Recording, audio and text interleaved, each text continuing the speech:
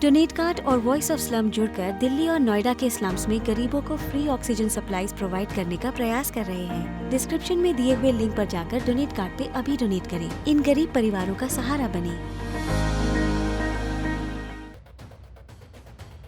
मौजूदा दौर में भारत के रिश्ते तमाम शक्तिशाली देशों से मजबूत है, चाहे वो रूस हो, इजराइल हो या फिर अमेरिका। अमेरिका जो भारत को अपना सबसे महत्वपूर्ण रक्षा साझेदार मानता है, वो भी बड़े विषय पर भारत की सलाह भी लेता है।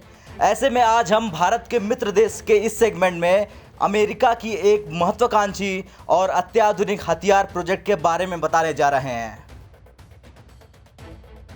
दरअसल अमेरिका के प्रोजेक्ट को अमेरिकी नौसेना यानी यूएस नेवी चला रही थी। अमेरिकी नौसेना इस प्रोजेक्ट पर $500 मिलियन यानी करीब 3,667 करोड़ रुपए खर्च कर चुकी है। इसके बाद भी इसे बंद कर दिया गया। दरअसल इस प्रोजेक्ट का नाम इलेक्ट्रोमैग्नेटिक रेलगन डेवलपमेंट प्रोग्राम और हथियार का नाम रेलगन है।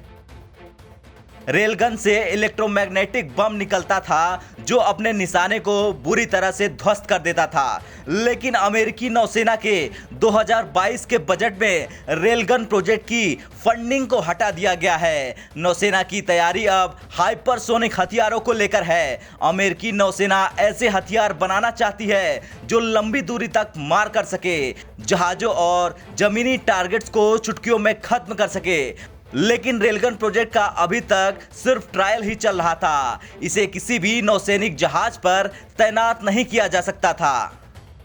रेलगन आम तोपों से अलग थी। आम तोप के बैरल से बारूद की आग के दबाव से गोला निकलकर जाता था, लेकिन रेलगन में बारूद की जगह इलेक्ट्रिसिटी और चुंबकीय शक्ति का उपयोग किया जाता है, बारूद का नहीं। इन दोनों शक्तियों के मिलने और प्रतिक्रिया से गोला कई गुना ज्यादा गति से निकलता है। लेकिन न जाने क्यों अमेरिकी सरकार ने नौसेना का ये प्रोजेक्ट बंद कर दिया। इसे लेकर कोई खास खुलासा अभी तक तो नहीं किया जा सका। रेलगन पारंपरिक तोपों की तुलना में ज्यादा सुरक्षित है। बारूद का उपयोग नहीं होने पर जहाज में वजन कम हो जाता है, उसकी जगह ज्यादा गोले रखे जा सकते थे। साथ ही रेलगन का प्रोजेक्टाइल काफी तेज था। इन फायदों की वजह से ही अमेरिकी नौसेना लगातार इस तोप के समर्थन में सरकार से बजट की मांग कर रही थी। इसका लगातार परीक्षण चल रहा था। इस प्रोजेक्ट को साल 2005 में शुरू किया गया था। खैर, इस समय अमेरिकी नौसेना के पास 3 ऐसे युद्धक जहाज हैं जिन पर ये रेलगन लगाए जा सकते थे। ये जमवॉल्ट श्रेणी के डेयोस्टर हैं। साल 2020 में इसे लगाने की तैयारी की थी, लेकिन कोरोना वायरस की वजह से ये काम नहीं हो पाया।